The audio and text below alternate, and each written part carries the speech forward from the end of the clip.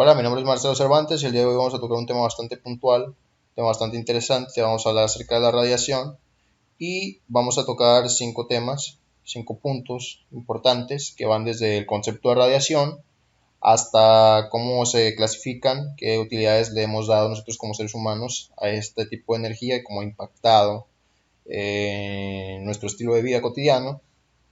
Aspectos importantes se consideran en presencias de objetos radioactivos, objetos contaminados, bajo qué normatividad debemos nosotros de guiarnos, debemos de seguir, y cómo es que se clasifican este tipo de radiaciones, cómo es que se miden, qué aparato utilizamos. Es básicamente de lo que vamos a hablar el día de hoy, de lo que va a tratar nuestro video. Entonces, vamos a comenzar, sin más preámbulo, con el concepto de radiación.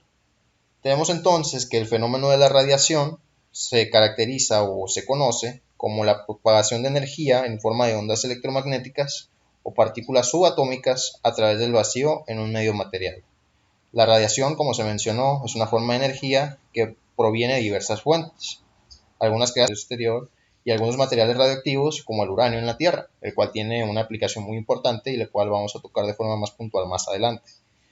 La exposición a esa energía conlleva algunos peligros para la salud de los seres vivos cuando es de tipo ionizante. Cabe hacer énfasis en ese punto.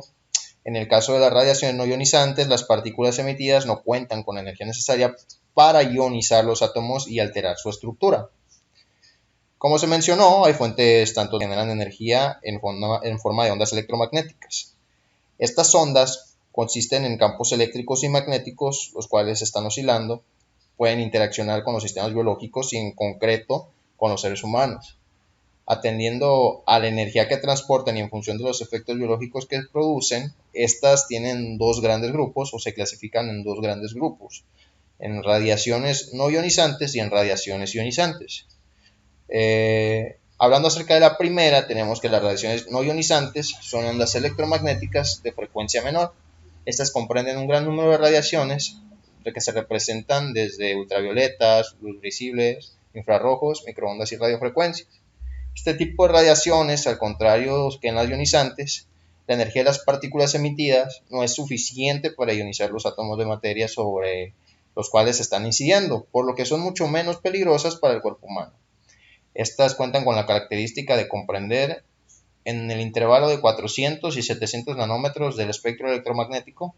Dependiendo de la frecuencia, va a ser el color de la emisión, evidentemente. En cuanto a sus análogas, las radiaciones ionizantes son aquellas que cuentan con energía, longitud de onda y frecuencia tales que al interaccionar con un medio le transfieren energía suficiente para desligar a un electrón de su átomo. En ese instante en el que el electrón sale desprendido, se produce un proceso que se llama ionización. La ionización es, por lo tanto, la formación de un par de iones, el negativo y el positivo.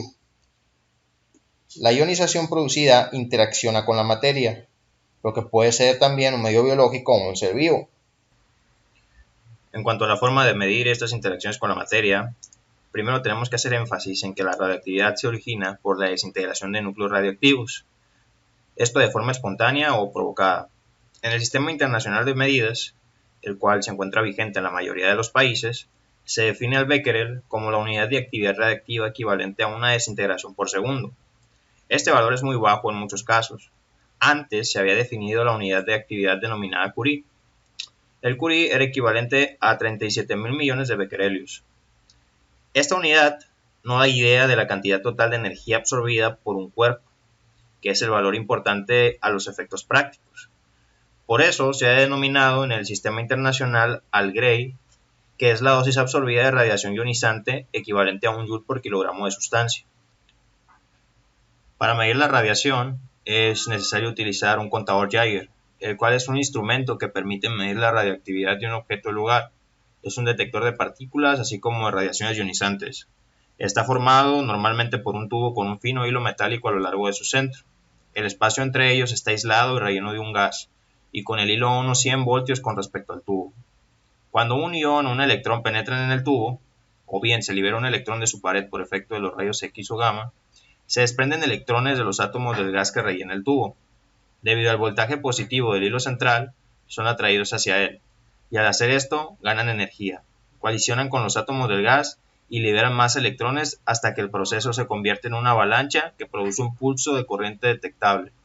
Relleno de un gas adecuado, el flujo de electricidad se para por sí mismo e incluso el circuito eléctrico puede ayudar a pararlo.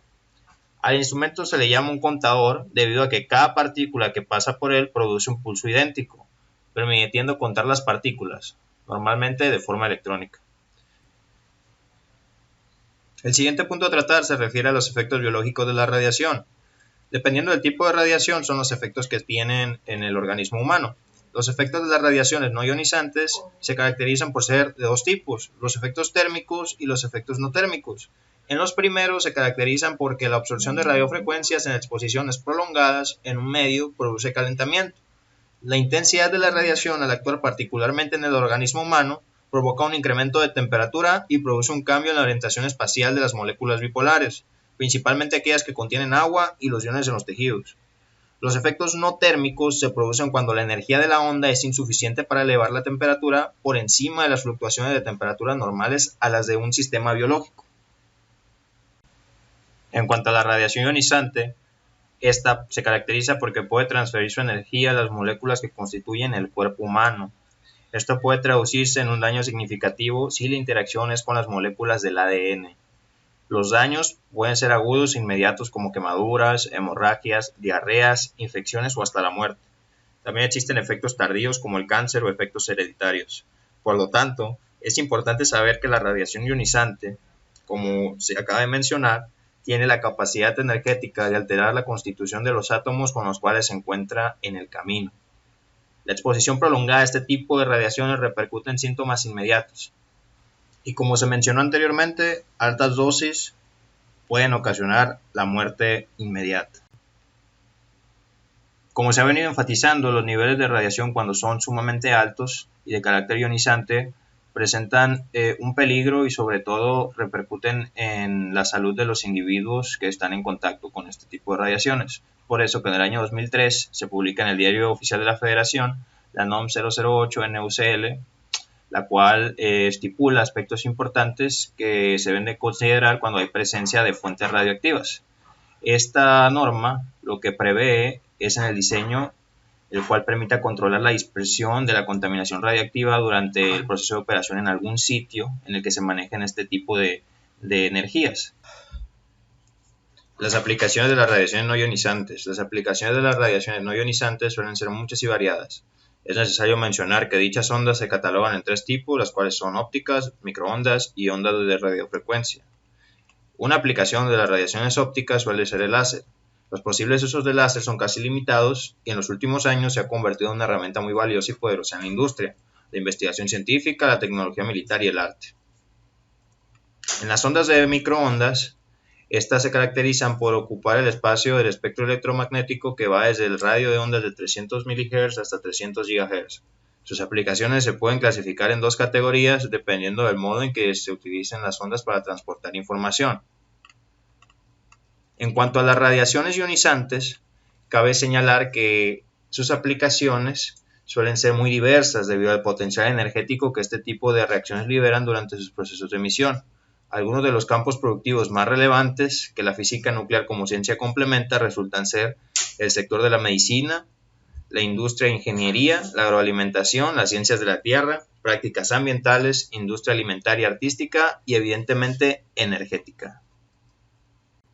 Como conclusión general del video, nos encontramos inmersos en un mar de radiaciones de todo tipo. Es por eso importante conocer las características, efectos secundarios sobre los organismos, aplicaciones que tienen cada una de ellas, la normatividad que hemos de seguir en presencia de este tipo de materiales radioactivos y sobre todo estar informados al respecto para no caer en información falsa.